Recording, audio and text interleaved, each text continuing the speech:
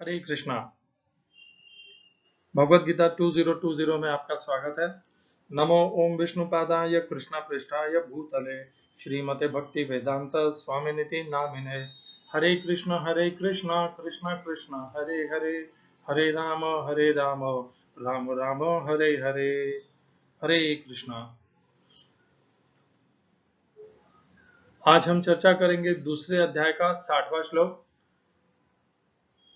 भगवान बुद्धि योग अर्थात कर्मयोग का उपदेश दे रहे हैं और अर्जुन के प्रश्न पूछने पर स्थितप्रज्ञ कैसे बोलता है, क्या भाषा का प्रयोग करता है, उसका कैसे बैठता है और कैसे आचरण है, अर्थात अर्जुन उनके स्थितप्रज्ञ के आचरण के विषय में प्रश्न करते हैं और भगवान अभी उसी के संदर्भ में अर्जुन को उत्तर दे रहे हैं। कल हमने दूसरे अध्याय का 59वां श्लोक किया था, उसका एक बार पुनर्कथन कर लेते हैं क्योंकि इसका सदैव स्मरण रखिए। भगवत गीता क्रमशः है, कड़ी से कड़ी जुड़ी हुई है। पिछले श्लोक का इस श्लोक से संबंध है तथा इस श्लोक का अगले श्लोक से संबंध है। भगवान असंबंधित बातें नहीं करते हैं।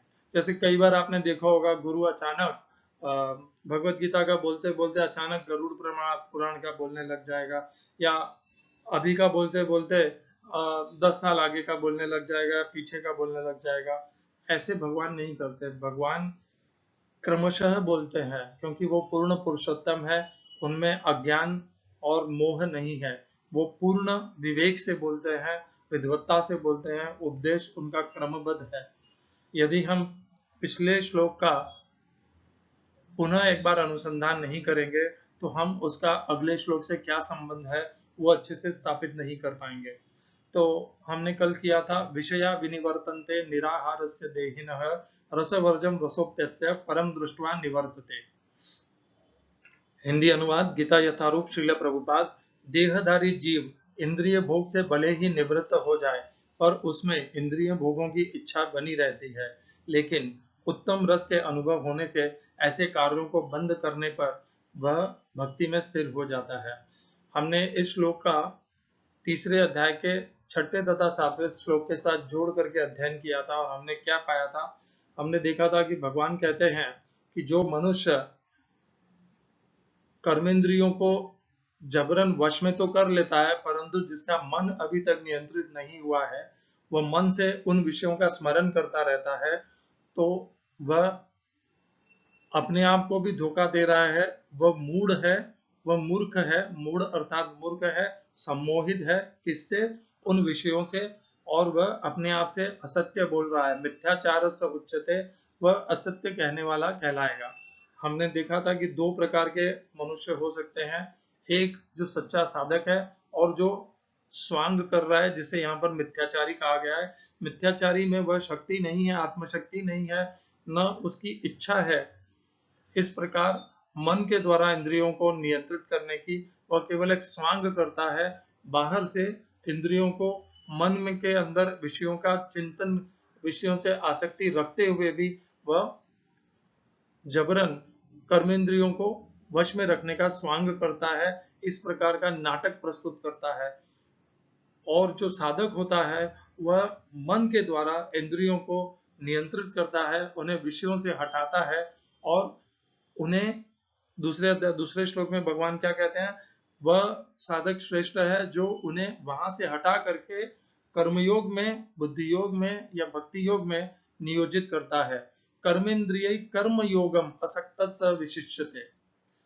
तीसरे अध्याय का 7वां श्लोक। दूसरी ओर यदि कोई निष्ठावान व्यक्ति अपने मन के द्वारा कर्मेंद्रियों को वश में करने का प्रयत्न करता है और बिना किसी आसक्ति के कर्मयोग अर्थात बुद्धि योग अर्थात या फिर भक्ति योग प्रारंभ करता है तो वह अति उत्कृष्ट है। यह हमने दूसरे अध्याय के 59वें श्लोक से भगवान ने हमें यह ज्ञान प्रदान किया। तो अब 60वें श्लोक पे हम चलते हैं और उसका अध्ययन करते समय हम उसका 59वें श्लोक से क्या संबंध है वह भी देख लेंगे। तो अगले श्लोक में क्या कहते हैं भगवान? यततो यपि कौन्तेय पुरुषस्य विपश्चितः इंद्रियाणि प्रमाथीनि हरन्ति प्रसभं मनः। हिंदी अनुवाद गीता यथारूप श्रील प्रभुपाद। हे अर्जुन, इंद्रियां इतनी प्रबल तथा वेगवान है कि वे उस विवेकी पुरुष के मन को भी बलपूर्वक हर लेते हैं जो उन्हें वश में करने का प्रयत्न करता है। English translation, Gita as it is, Swami Prabhupada. The senses are so strong and impetuous, O Arjuna, that they forcibly carry away the mind even of a man of discrimination who is endeavoring to control them. इस श्लोक में प्रयोग के संस्कृत शब्दों के अर्थ हैं यततः, प्रयत्न करते हुए, ही, निश्चय ही, अपि, के बावजूद, कौन्तेय, हे कुंती पुत्र, पुरुषस्य, मनुष्य की, विपश्चितः, विवेक से युक्त, इंद्रियाणि, इंद्रियां, प्रमाधीने, उत्तेजित, हरंती, फेंकती हैं, प्रसभम, फेंकती हैं शब्द सही नहीं है, हरंती शब्द का अर्थ होता है हर लेती हैं, अर्थात बलात् उनका, जिसे किडनैप कहते हैं इंग्लिश में, उसको हिंदी में क्या कहते हैं, किडनैप, उसे हर लेती हैं। प्रसभम, बल से, मनः, मन को। इस श्लोक का तात्पर्य लेते हैं गीता यथारूप से।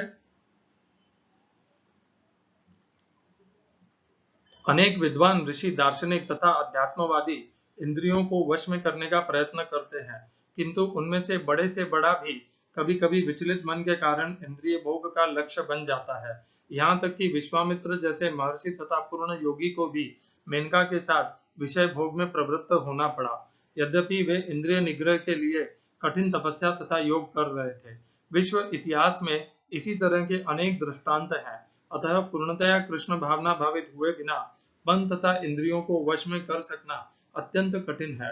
मन को कृष्ण में लगाए बिना मनुष्य ऐसे भौतिक कार्यों को बंद नहीं कर सकता। परम साधु तथा भक्त यमुनाचार्य ने एक व्यावहारिक उदाहरण प्रस्तुत किया है। वे कहते हैं, जब से मेरा मन भगवान कृष्ण के चरणार बिंदों की सेवा में लग गया है और जब से मैं नित्य नव दिव्य रस का अनुभव करता रहा हूँ, तब से स्त्री प्रसंग का विचार आते ही मेरा मन उधर से फिर जाता है और मैं ऐसे विचार पर थू करता हूँ। कृष्ण भावनामृत इतनी दिव्य सुंदर वस्तु है कि इसके प्रभाव से भौतिक भोग स्वतः निरस हो जाता है। यह वैसा ही है जैसे कोई भूखा मनुष्य प्रचुर मात्रा में पुष्टिदायक भोजन करके अपनी भूख मिटा ले। हम महाराज अम्बरीश भी परम योगी दुर्वासा मुनि पर इसीलिए विजय प्राप्त पा सके क्योंकि उनका मन निरंतर कृष्ण भावनामृत में लगा रहता था।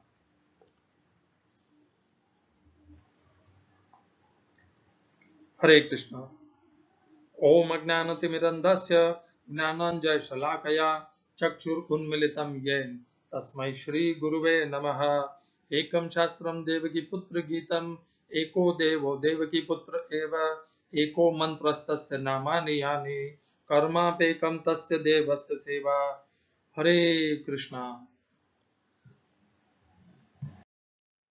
हरे कृष्णा। तो ये दूसरे अध्याय के 60वें श्लोक को हम पहले तीसरे अध्याय के 41वें श्लोक से जोड़ लेते हैं और फिर उसका अध्ययन और अच्छे से कर पाएंगे हम। तस्मात् त्वमिन्द्रियाण्यादौ नियम्य भरतर्षभ पापमानं प्रजहीयेनं ज्ञान विज्ञान नाशनम। हिंदी अनुवाद गीता यथारूप श्रील प्रभुपाद। इसीलिए हे भरतवंशियों में श्रेष्ठ अर्जुन, प्रारंभ में ही इंद्रियों को वश में करके इस पाप का महान प्रतीक काम का दमन करो और ज्ञान तथा आत्म साक्षात्कार के इस विनाशकर्ता का वध करो। तो ये जो श्लोक है ये भगवान प्रदान करते हैं तीसरे अध्याय के में, जहां पर वह कामनाओं के ऊपर, काम कितना बड़ा शत्रु है इसके ऊपर भगवान बताते हैं। उसी के मध्य में यह श्लोक आता है। इस श्लोक की पहली पंक्ति का अर्थ है तस्मात् त्वमि इंद्रियाण्यादौ नियम्य भरतर्षभ। भगवान कहते हैं हे भरतवंशी, हे अर्जुन, सबसे पहले सर्वप्रथम तुम क्या करो। भगवान एक ही आदेश देते हैं, पहला, सबसे पहले तुम अपने इंद्रियों को नियंत्रित करो। नियम्य का अर्थ है नियंत्रित करो। आदौ अर्थात सर्वप्रथम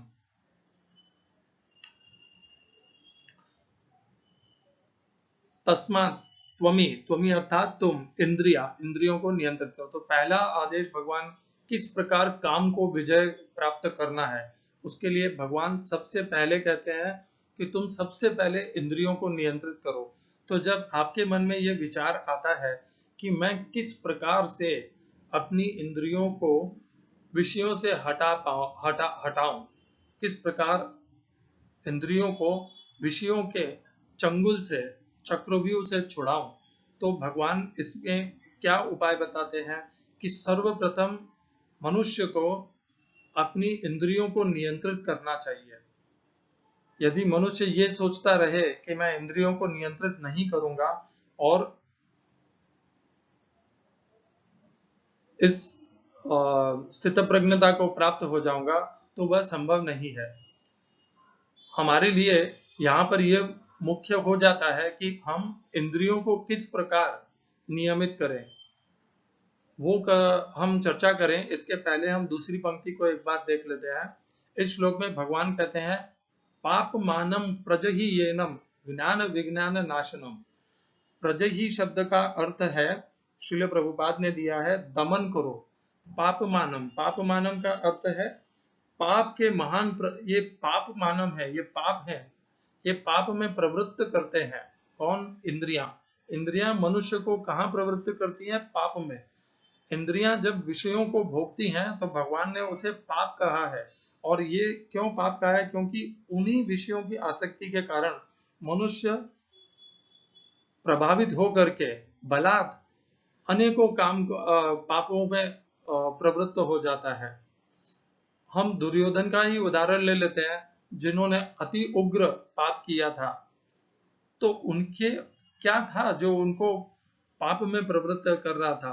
उन्हें, दुर्योधन को चाहिए था हस्तिनापुर का राज्य, सुख, भोग, राज्य वैभव, और स्वयं के लिए चाहिए था। ये तो एक वस्तु, एक विषय है। परंतु दूसरा है, वो ये भी चाहते थे दुर्योधन कि पांडवों को कुछ नहीं मिले।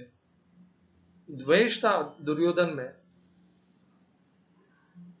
भयंकर द्वेष था उनके अंदर पांडवों के प्रति, कि पांडवों को कुछ नहीं मिलना चाहिए। यहां तक कि अब कौन मनुष्य युद्ध करता है? युद्ध में हर मनुष्य जानता है कि या तो वो जीवित रहेगा या मृत्यु को प्राप्त होगा। यह संयोग के ऊपर आधारित है। जब दुर्योधन ने महाभारत के युद्ध की चुनौती को स्वयं आगे बढ़ करके स्वीकार किया, तब दुर्योधन को यह अच्छे से पता था, सभी जानते थे कि युद्ध का परिणाम कुछ भी हो सकता है, प्रतिकूल भी हो सकता है, दुर्योधन की मृत्यु भी हो सकती है। परंतु फिर भी दुर्योधन ने युद्ध को स्वीकार किया, युद्ध को चुनाव किया। क्यों? क्योंकि दुर्योधन अपनी इंद्रियों को वश में नहीं कर पा रहे थे। उनके लिए यह अत्यंत आवश्यक था कि वे पांडवों को क्षति पहुंचाए, पांडवों को इतना दुख दे, इतना कष्ट दे, इतना दंड दे कि उनको पांडवों के ऊपर अत्याचार करके, अन्याय करके उन्हें अत्यंत सुख का अनुभव होगा। ये होता है मनुष्य का स्वभाव, केवल दुर्योधन का नहीं है। आज भी ऐसे बहुत से मनुष्य हैं हमारे परिवार के भीतर, हमारे इर्द गिर्द, हमारे आसपास ही, और हमारे समाज में ऐसे अनेकों मनुष्य हैं जो दूसरे मनुष्यों को कष्ट दे करके उन्हें जो सुख प्राप्त होता है, उन्हें जो दुख में स्थिर करके उस सुख की उनके लिए कोई सीमा ही नहीं है। ये द्वेष है। खैर, हम वहां से पलट आते हैं, क्योंकि हमारा यहाँ पे विषय अलग है।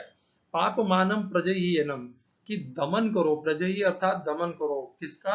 इंद्रियों का। क्यों? क्योंकि वो पाप मानम, वो तुम्हें पाप में प्रवृत्त करेंगी, वो साक्षात पाप है ही एनम। और क्या है वे इंद्रियां? ज्ञान और विज्ञान नाशनम, ज्ञान और विज्ञान का नाश करने वाली है। तो ज्ञान और विज्ञान, इन दोनों में अंतर क्या होता है? ज्ञान होता है जो हमें दो तरह से ज्ञान हो सकता है। एक, हम स्वयं अनुसंधान करके ज्ञान को प्राप्त करें, और जिसे हम समझ सकते हैं, अपने अंदर स्वीकार कर सकते हैं, ये एक प्रकार का ज्ञान है। और ज्ञान वो भी है जो हमें गुरु हमें प्रदान करते हैं, हमारे से श्रेष्ठ या प्रगतिवान पुरुष हमें ज्ञान प्रदान करते हैं, वो भी ज्ञान है। विज्ञान क्या है? विज्ञान वो है जो हम अर्थात विशेष, अर्थात जिसका हम प्रयोग करके, अनुसंधान करके, जिसको हम निर्धारित कर देते हैं कि हाँ यही सही है और इसके अलावा बाकी सब असत्य है। तो ज्ञान और विज्ञान में इतना ही अंतर होता है कि विज्ञान वह है जिसका हम स्वयं प्रयोग करके, अनुसंधान करके निष्कर्ष निकाल लेते हैं कि ये सही है और इसके अतिरिक्त बाकी सब गलत है। हम विज्ञान को प्राप्त करने के लिए अनुसंधान करते हैं, प्रयोग करते हैं, स्वयं का अनुभव लेते हैं। तो वो अनुभव है जो हमें विज्ञान देता है, और विज्ञान बहुत महत्वपूर्ण है। मैं इस चर्चा में आपको ज्ञान तो मिल सकता है गीता का, परंतु विज्ञान कब होगा? जब आप इस चर्चा में जो भगवान ने गीता के माध्यम से ज्ञान उपदेश प्रदान किया है, उसको आप अपने जीवन में उसका अनुसरण करेंगे। जब आप अनुसरण करेंगे तो आप उसका स्व अनुभव प्राप्त करेंगे, स्वयं उसका अनुभव प्राप्त करेंगे, स्वयं प्रयोग करेंगे, अनुसंधान करेंगे। तब यही गीता ज्ञान, आज जो ज्ञान है वो गीता विज्ञान हो जाएगा आपके लिए। क्यों? क्योंकि आपने स्वयं अनुभव कर लिया है। आपने केवल कानों से गुरु के माध्यम से सुना नहीं है, उसे स्वयं अनुभव कर लिया है। इसका एक उदाहरण देता हूँ, इसका उदाहरण मैं बहुत बार दे चुका हूँ आपको।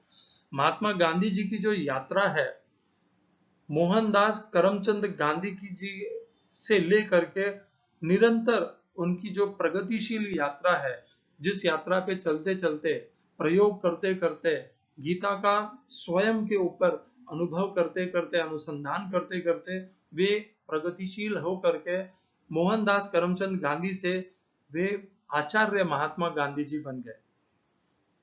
कोई गुरु उन्होंने स्वीकार नहीं किया। मैं ये नहीं कहना चाहता कि आप गुरु स्वीकार मत करिए, मैं कहूंगा आप गुरु स्वीकार कर लीजिए, परंतु हमने क्या समझा था, उस प्रकार के योग्य गुरुओं को स्वीकार कीजिएगा। अपना समय व्यर्थ मत गंवाइएगा। ऐसे गुरुओं को कभी स्वीकार मत करिएगा जो कहेंगे आपको कि मैं सब कुछ हो जाएगा, मैं तुझे दिव्य सब प्रदान कर दूंगा, तुझे मुक्त करवा दूंगा। वो कुछ नहीं करवा पाएगा। जो गुरु ये कहे कि प्रयत्न सब तुझे ही करना है, वही सही गुरु होगा।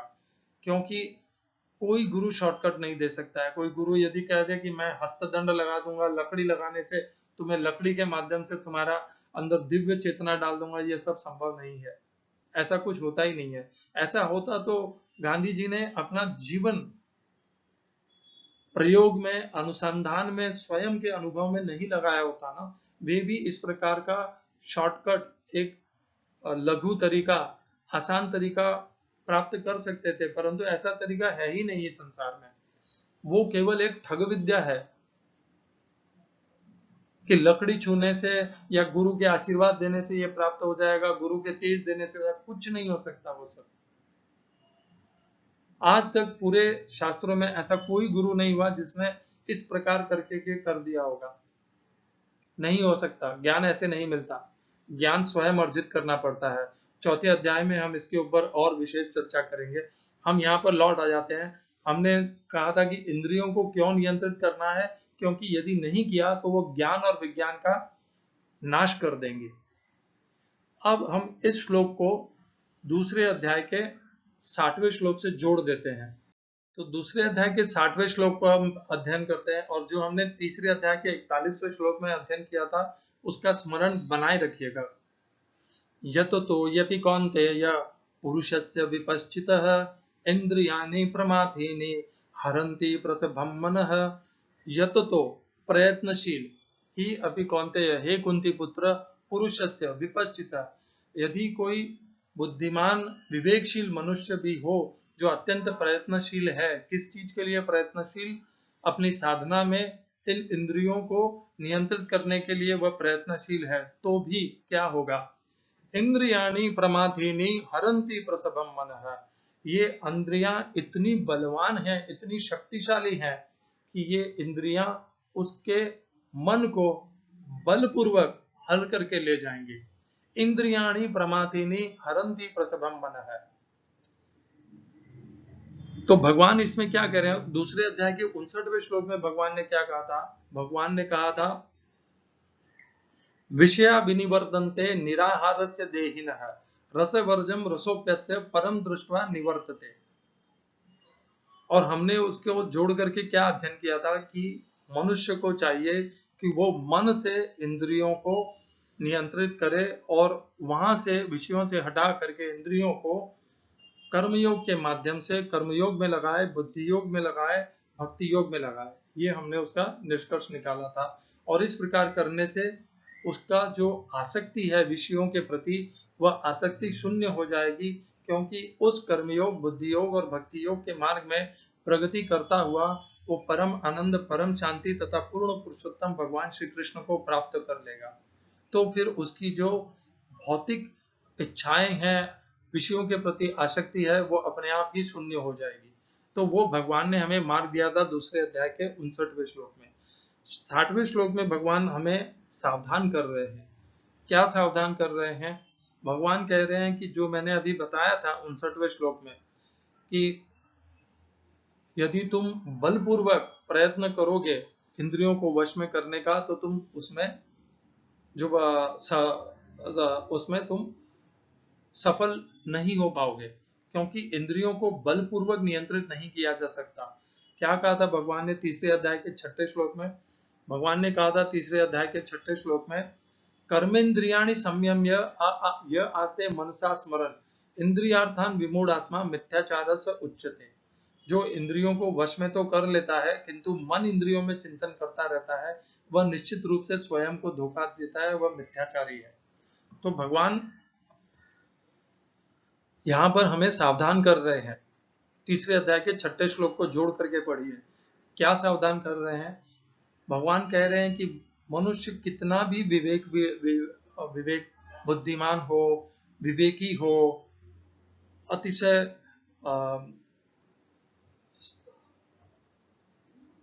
अध्ययन किया वाला हो, हम समझते हैं हमने बहुत सांसारिक अध्ययन कर लिया है, जिसे कहते हैं एकेडमिक पढ़ाई बहुत कर लिया है तो हम विवेकी हो गए। ऐसे विवेकी नहीं होते हैं। तो जो भी विवेकी हो, बुद्धिमान हो, या बहुत सांसारिक पढ़ाई जिसने बहुत कर ली हो, तो वो अपने आप को इन इंद्रियों से नियंत्रित कर पाएगा। तो भगवान कहते हैं ये नहीं है संभव, इतना आसान नहीं है ये। भगवान कहते हैं ये इंद्रियां इतनी बलवान है कि ये उस मनुष्य के मन को हर लेंगी। और इसका हमने तीसरे अध्याय के 41वें श्लोक से जोड़ करके क्या हमने समझा था? भगवान कहते हैं ये इंद्रियां उसके ज्ञान विज्ञान को ही हर लेंगी। तो जो विवेकी मनुष्य अपने विवेक और बुद्धिमत्ता का आधार लेकर के इन इंद्रियों को नियंत्रित करने के लिए अपने आप को नियोजित करता है, ये इंद्रियां उस मनुष्य की आत्मशक्ति से, आत्मबल से अधिक शक्तिवान है।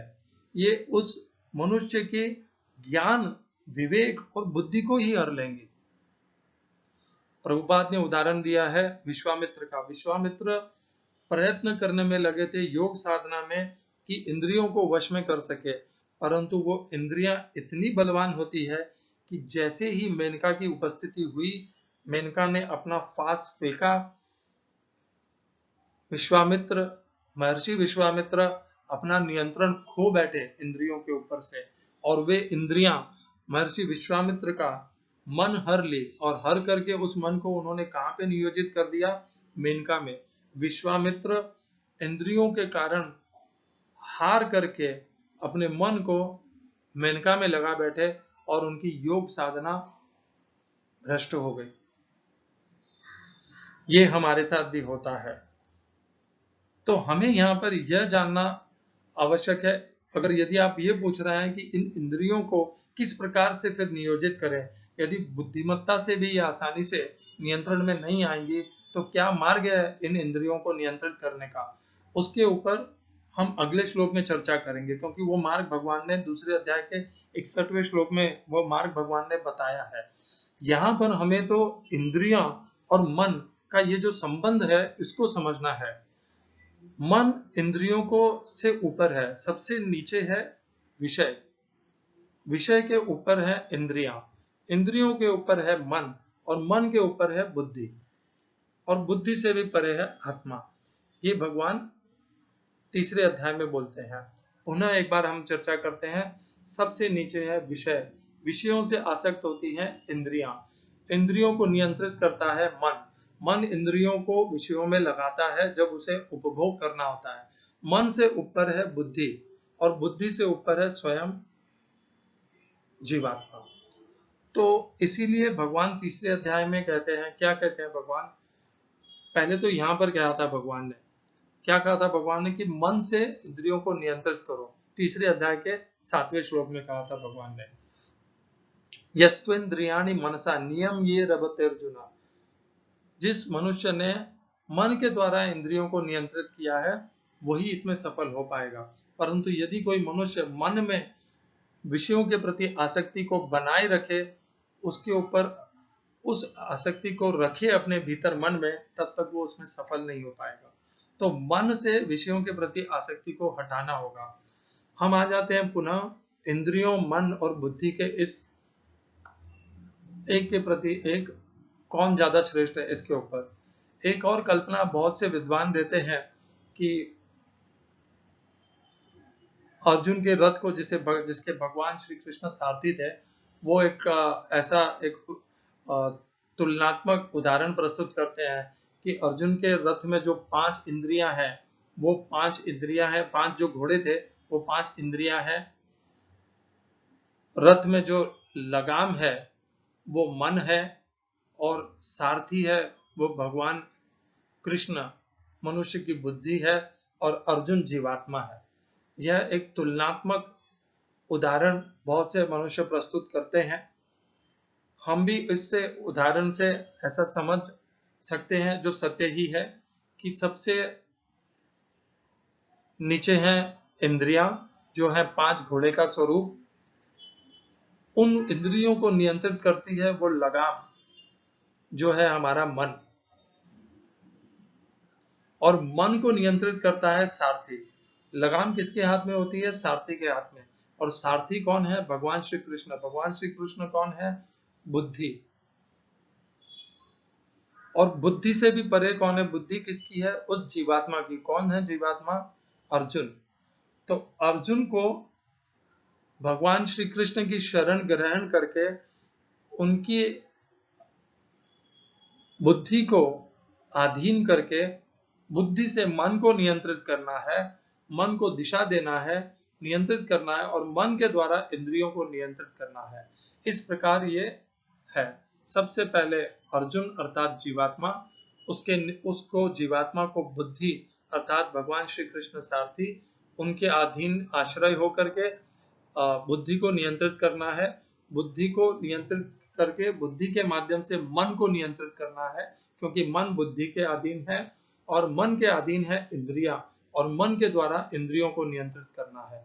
इस कड़ी को पहचान लीजिए। जीवात्मा अपना निश्चय करती है कि मेरे पास 2 मार्ग हैं। कौन से 2 मार्ग हैं? या तो मैं अपना समस्त जीवन भोग, ऐश्वर्य, सुख, आनंद इसमें व्यर्थ गंवा सकता हूँ। एवं प्रवर्तितम चक्रम नानुवर्तयति है यह अघायु इंद्रिया रामः मोघम पार्थ स जीवति। भगवान कहते हैं उस मनुष्य का जीवन व्यर्थ है जो भोग और ऐश्वर्य में अपना पूर्ण जीवन व्यर्थ गंवा देता है। या तो ये एक मार्ग है हमारे पास, और दूसरा मार्ग है साधक का। साधक क्या करता है? साधक इस प्रकार से सबसे पहले ये निश्चय करता है। किससे निश्चय करता है? बुद्धि से। क्या निश्चय करता है? कि मुझे अपना जीवन व्यर्थ नहीं गंवाना है भोग और ऐश्वर्य से, क्योंकि मैंने अनेकों भोग और ऐश्वर्य और सुख अपने जीवन में अनुभव किए, परंतु उनकी अग्नि कभी शांत हुई नहीं। इसलिए मैं अब अपने विवेक से, बुद्धि से ये जान गया हूं कि ये जो भोग, ऐश्वर्य और सुख के प्रति मेरी रुचि है, मेरी अत्यंत आसक्ति है, ये कभी भी तृप्त नहीं की जा सकती। इसलिए मुझे अपने जीवन में केवल इस भोग, ऐश्वर्य और सुख को भोगने में व्यर्थ नहीं गंवाना है।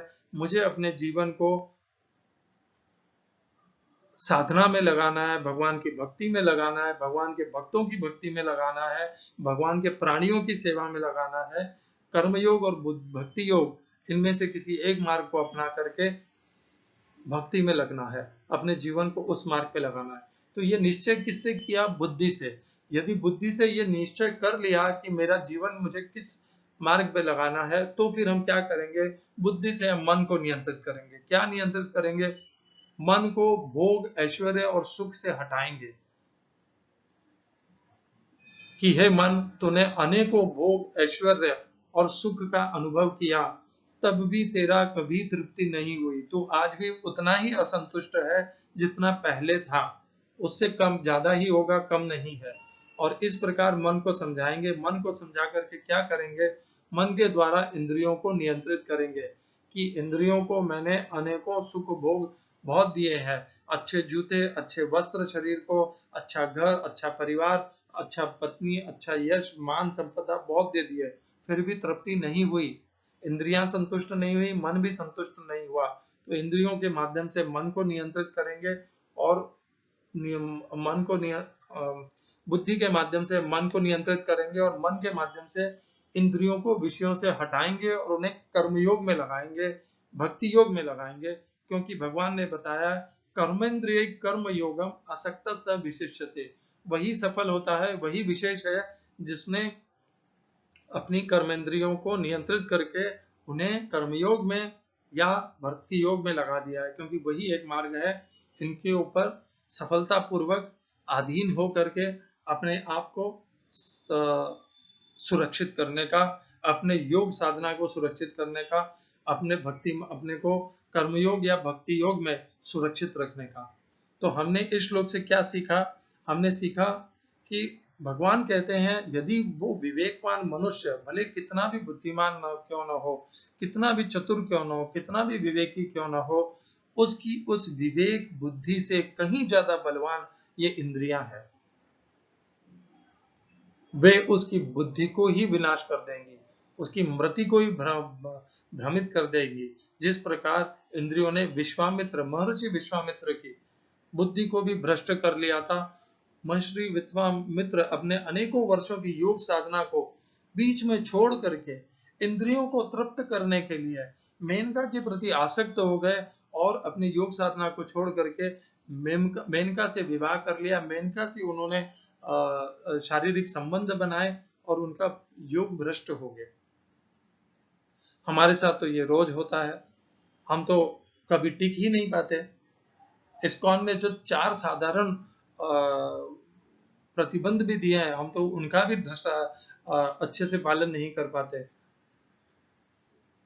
इंद्रियों में और मन में अत्यंत बल है, अत्यंत शक्ति है।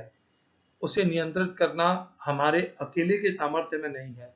यदि कोई वेदांती भी ये कहे कि तुम अकेले कर लोगे, तो कभी मत मान लेना ये बात।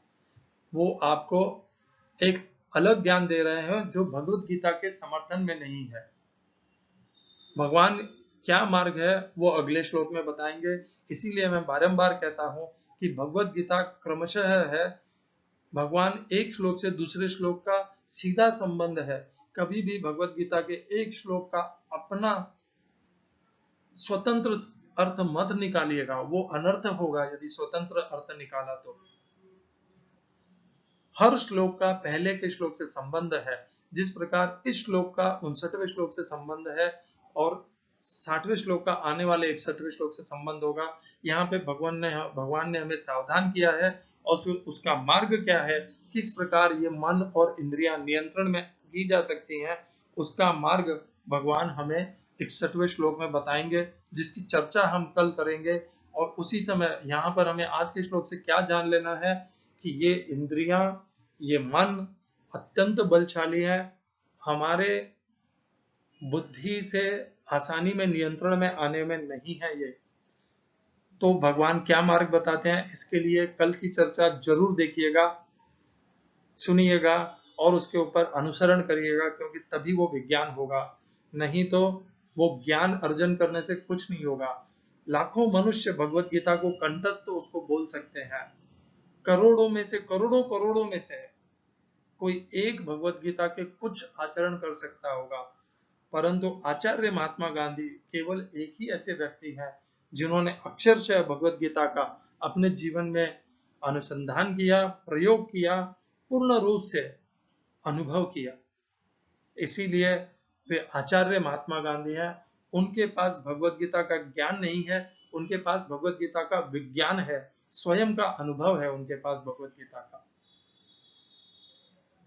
श्रील प्रभुपाद, उन्होंने भी भगवत गीता को ही आधार बना करके इस्कॉन जैसी भक्ति योग की संस्था का स्थापना की, और आज भी वह संस्था भक्ति योग की सर्वश्रेष्ठ संस्था है।